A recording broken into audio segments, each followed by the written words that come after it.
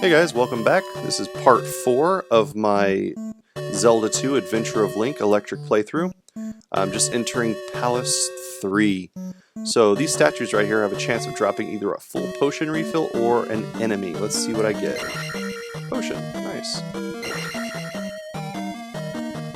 And you can leave and re-enter the palace as many times as you want to refill all the health you may be missing or magic or whatever. Or you can just farm those enemies that spawn, because each one gives you a pretty decent chunk of XP. In fact, I think it's 100. So I'm going to need... There we go. Don't need it. So I'll be getting 1,500 here in a second, and then I believe the next one after that will be 2,000. So I don't know if I'll be able to make that much XP up throughout the course of the stage. So maybe I should have grinded a little bit at the entrance, but it'll be fine. And then here we have some falling blocks, which if they block you in, if you happen to be moving slow enough for some reason, you can break them with your glove. And then here's a good place to like show that sometimes you'll get yourself down inside some blocks and you need to build some stairs to get out. And that'll come into play in a few rooms from now.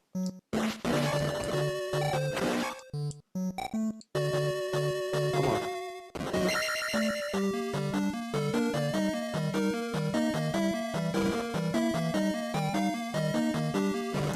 Okay, I remember before I was talking about jumping 3 blocks. This is kind of a good example. So these blocks are floating they're floating 3 blocks above the ground. So an important skill to have mastered in this game is jumping that high. Normally Link can't jump that distance, but if you get a running start and time it just right, you can make it up. In case you ever find yourself in a place where you need to jump up, but don't have enough magic for the jump spell. I like fighting these guys in these narrow corridors, so you don't really have to time your jumps to take them out. You just slash as you jump to get that forehead kill. Okay, now this part, you can make this jump. If you jump at the very edge, really tight, you can make it. And in this dungeon, I always thought it was kind of cool, has the only little outdoor courtyard area of any of the dungeons. There you go. Just for a key.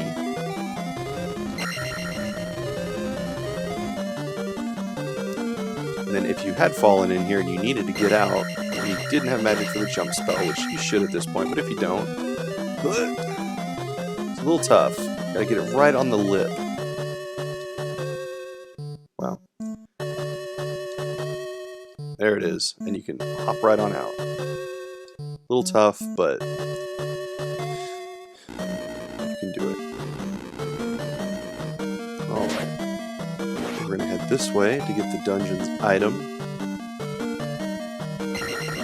Here's another place where, oof, see how far back you get knocked?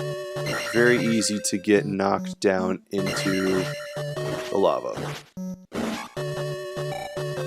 And it'll take away a life, and it's super frustrating and pointless. So be careful, be patient, and don't let those blue dudes take you down.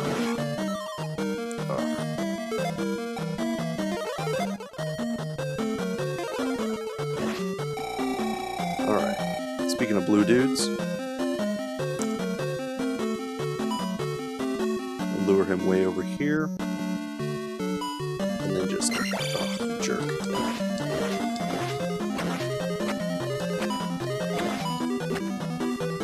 Kind of brute force it a little bit, because he's got a lot of life. Oh, come on. Die. There we go. Whew.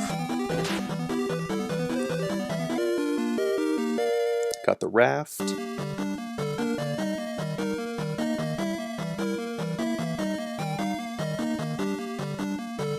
Head back. And then you gotta traverse this again, and once again the blue guys, which the blue guys think they're called bits or bots or something. Them and like the bubbles and the flying like dragon and hound heads. Those are really the only enemies that respawn. If you don't leave the dungeon, they still respawn. Whereas if you were to leave the dungeon, everything respawns.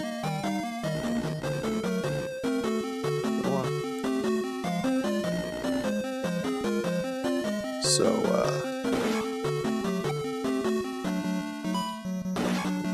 but aside from that, you can clear out all the enemies, then kind of just explore the dungeon at your leisure.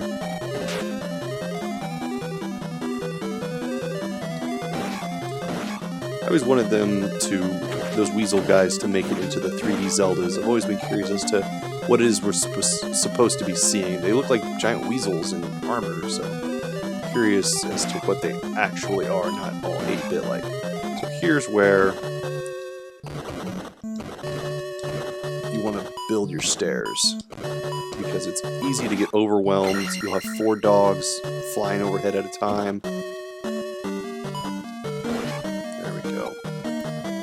And it makes it real difficult, and if you get trapped down there, you have to burrow your way all the way out with your sword, and it's just not fun. It takes forever, and you lose a lot of life. Okay.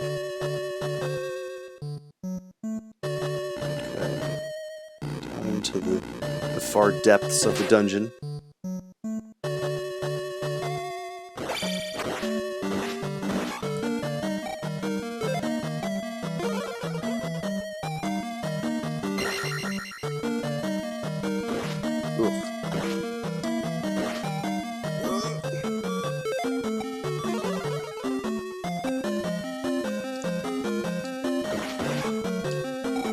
I don't think I'm going to end up with enough XP. Yeah, definitely not. But that's okay.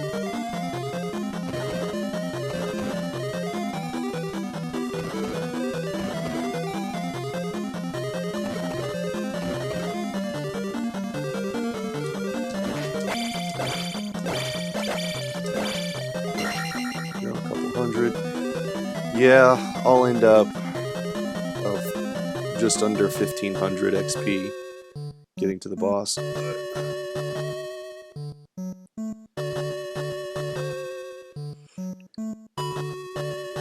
we go.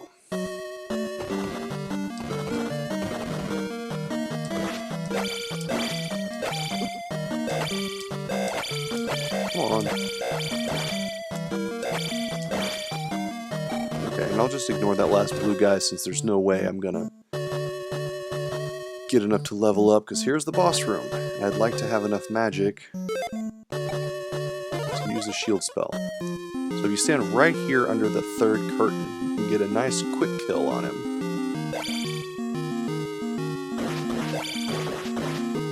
Oh, come on. It's another one of these guys, but he doesn't have quite as much health, I think, as the regular ones. Could be wrong about that.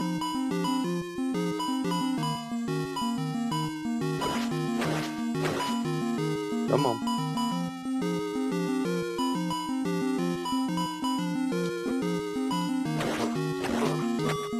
One more.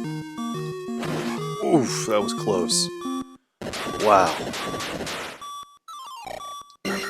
Alright, get the next key. Wow, I have no health left. Insane.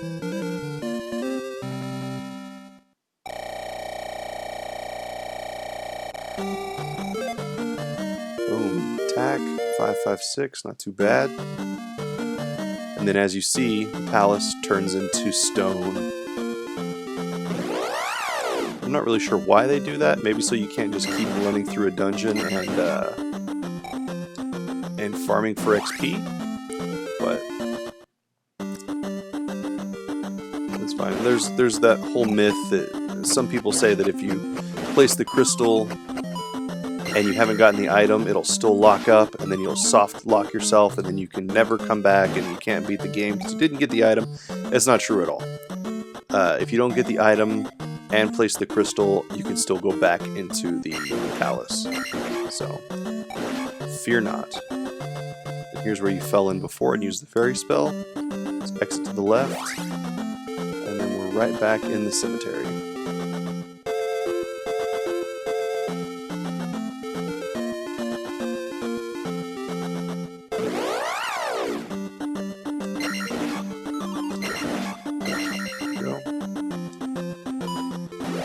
Okay, so now that we have the raft, we just ride it right across.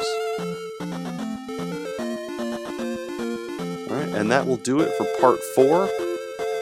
Part 5, we'll start headed towards the 4th dungeon.